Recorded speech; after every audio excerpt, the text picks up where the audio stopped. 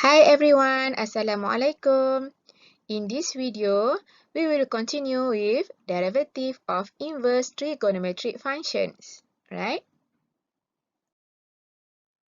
Alright, we recall back what inside the first chapter, inverse trigonometric function, right? We done discuss the first topic and the second topic. Now we discuss the third topic, which is derivative of inverse trigonometric functions. Right? Alright, first we look at the formula of derivative of inverse trigonometric function.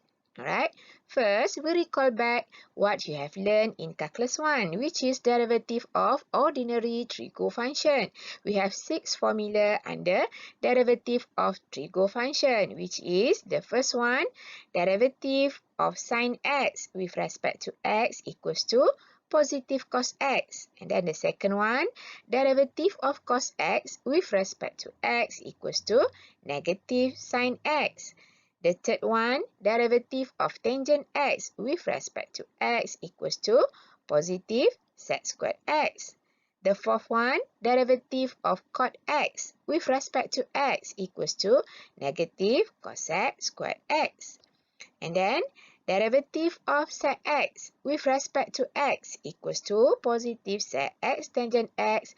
And the last one, derivative of cosec x with respect to x equals to negative cosec x cot x. Okay, this is what you have learned in calculus 1, right? This is the formula for derivative of ordinary trigonometric function, right? Now we look at the formula for derivative of inverse trigonometric function, right?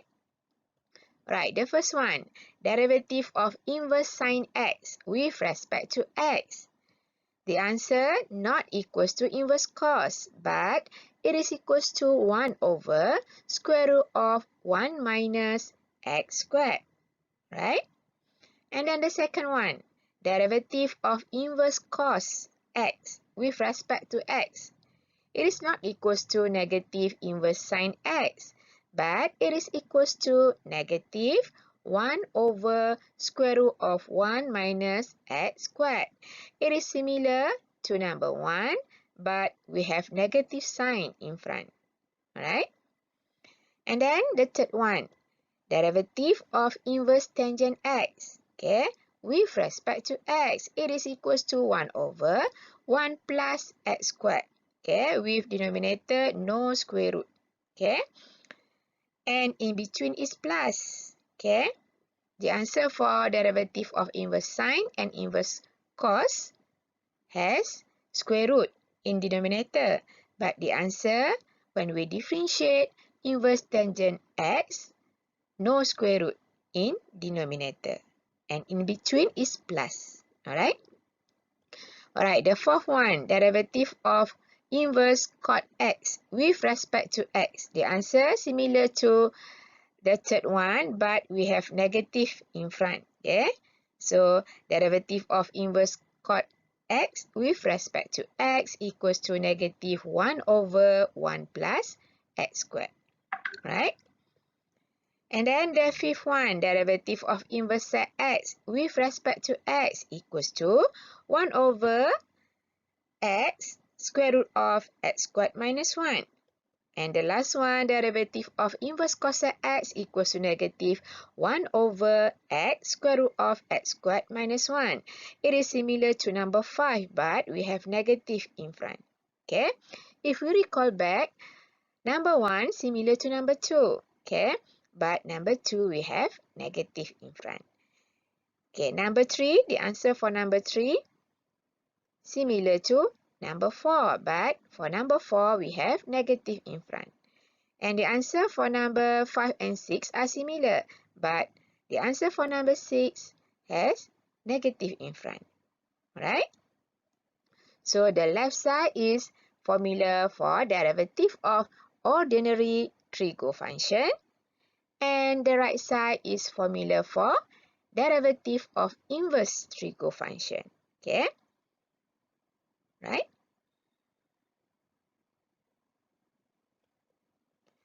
Alright, if you cannot remember this formula, okay, you can refer from appendix, okay, that will be given in final exam, okay. Alright, from appendix in final exam paper, okay, formula number 14, okay. Alright, now we look at number 1. Derivative of inverse sine x equals to 1 over square root of 1 minus x squared. This is formula for derivative, okay, but in appendix, the formula for derivatives are not given, okay, but formula for integration will given in appendix, right? So we can refer from here, okay. When we move integration to right hand side, it will equals to derivative because integration is actually antiderivative, right? So from here, we can compare with this, okay. Number 14. A here mean constant. Let's say we replace A equals to 1. Okay. So if we replace A equals to 1, we will get 1 over square root of 1 minus x squared. And the answer equals to inverse sine x over A now equals to 1. So inverse sine x over 1, which is x. Okay. When we differentiate inverse sine x, it will equals to 1 over square root of 1 minus x squared. And when we integrate back, okay, we will get inverse sine. Okay. So this formula, you can refer to memorize derivative of inverse sine x. Right? Alright, and then formula number 15 from appendix. Okay. Okay, we look at formula number 3 under derivative of inverse Rico function. Derivative of inverse tangent x equals to 1 over 1 plus x squared. Okay. Let's say if you cannot memorize this formula, you can refer from appendix. Okay. Alright, formula number 15. Okay. If we replace A equals to 1, so we will get 1 over 1 plus x squared. And the answer equals to 1 over A now equals to 1. So 1 over 1 inverse tangent x over 1, which is after we simplify, we get inverse tangent x. Okay, means that when we integrate 1 over 1 plus x squared with respect to x, the answer equals to inverse tangent x. So when we differentiate back inverse tangent x, it will equals to 1 over 1 plus x squared, right? And then let's say you cannot memorize formula number 5, right? Okay, derivative of inverse sec x equals to 1 over x and then square root of x squared minus 1. From appendix, we can refer formula number 16. When we integrate 1 over x square root of x squared minus a squared dx, the answer equals to 1 over a inverse sec x over a plus c. Right? Now we replace a constant equals to 1. So we will get 1 over x square root of x squared minus 1. When we integrate this, we will get inverse 1 over 1, which is 1, inverse sec x over 1, which is x. Okay, and since integration is antiderivative, so it means that when we differentiate back inverse sec x, it will equals to 1 over x square root of x squared minus 1.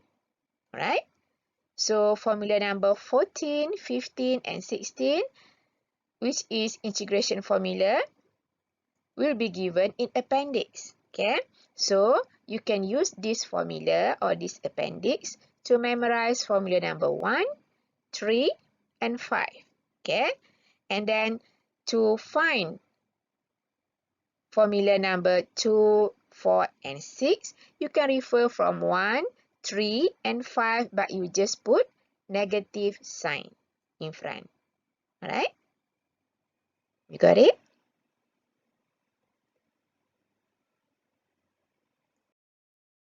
Right now, we look at the simple examples for derivative of inverse Rico functions. Example 1. Given y equals to inverse sine 3x, differentiate with respect to x. Right? Alright, from the given question, y equals to inverse sine 3x, Then we can write dy over dx when we differentiate with respect to x. Alright? And then from inverse sine 3x, okay, inverse sine and 3x are composite function. Okay, means that we can draw outer circle and inner circle. Okay, and then we pass with the other two circles. And in between must multiplication operation. Alright, this is not multiplication operation between inverse sine 3 and 3x, but 3x is inside inverse sine. Alright? Alright. From outer circle here, okay, we can refer formula derivative of inverse sine x, which is equals to 1 over square root of 1 minus x squared. This is the simplest formula for derivative of inverse sine. But now, we are given inverse sine 3x. When we compare, our x now equals to 3x. Okay, so from this formula, we can write 1 from here, and then over from here, and then we have square root sign from here, and then we have 1 from here, and then we have minus from here, and then x now, we replace by 3x. Okay, and then we have squared here. Okay, we must put bracket. Okay, alright. And then for the inner circle, we can refer this formula. When we differentiate 3x, it will equals to 3. So we put 3 here. Right? After that, we simplify. So we get 3 over square root of 1 minus 3 squared equals to 9, and then x squared. This is the final answer when we differentiate y equals to inverse sine 3x. Right? We can check the final answer using symbol lab. Right? Using symbol lab, when we differentiate y equals to inverse sine 3x, okay, we use this common, d over dx. Alright, and then inverse sine means add sign, and then bracket 3x. After we press enter, it will appear this answer. Okay, the answer equals to 3 over square root of 1 minus 9x squared. Right? This is the simple example. Right? Coming up next, more examples for derivatives of inverse trigonometric functions. If you like this video, you can subscribe. Thank you for watching. Stay tuned. Bye. Assalamualaikum.